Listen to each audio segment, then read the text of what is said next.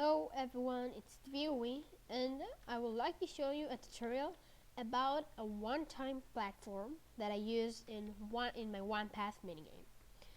So it looks like this. This is the platform, and I want to show you how it works. So first I'll show you my first designs. This one was the first design.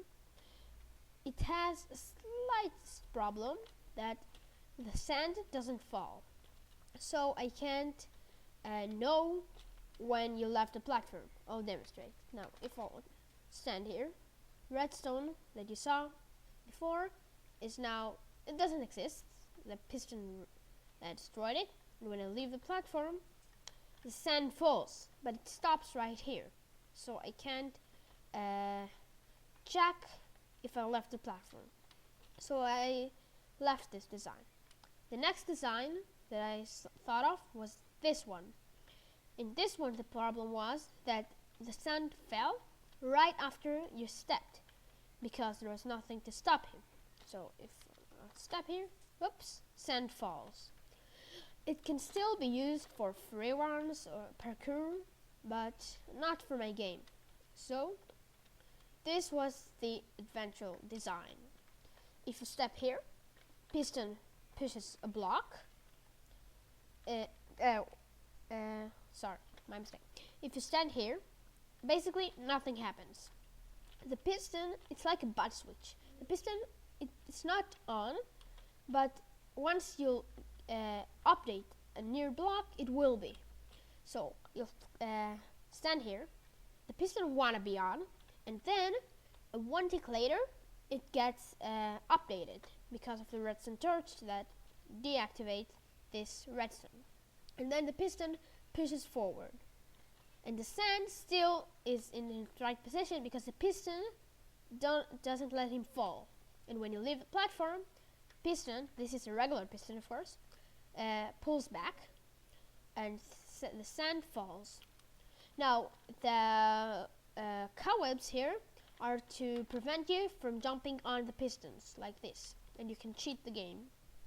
So in the game I didn't really use this design. I used this design. This design is much, it has an advantage. Why? Because you can count when you step on the platform and when you leave the platform. If you step on the platform, this line will get activated, and if you leave it, this, my mistake. It shouldn't be if you're... Now it will be good. Repeater. Okay, so if you step on it, this line will get activated, and if you leave it, this line will get activated. Let me demonstrate. If I step on it, a sand falls, and it activates this line, and when you leave it, this line gets activated.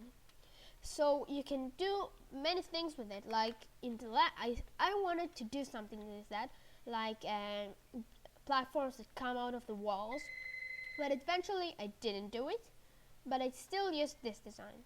Now, only one thing I need to say: if you use this design, you'll need to add a cobweb here.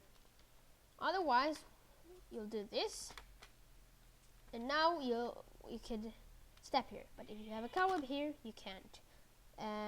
Just a second, I will be right back. I am so sorry, I had a telephone, but now I'm back with you. So, I want to explain the way this design works. Here it is. So, when you step on the pressure plate, the pistons, of course, push forward, and the sand falls here, and activate this line. But why it doesn't fall from the beginning? Because there is a torch here. It stops him from falling. But when this sand should fall, it just passes through the torch. It's something about sand that torches that are on the near walls, just sand goes through them. But if you put sand from the beginning on them, it will stay there. So you can use this to make this design. Okay, so let's get on to building it. We'll start with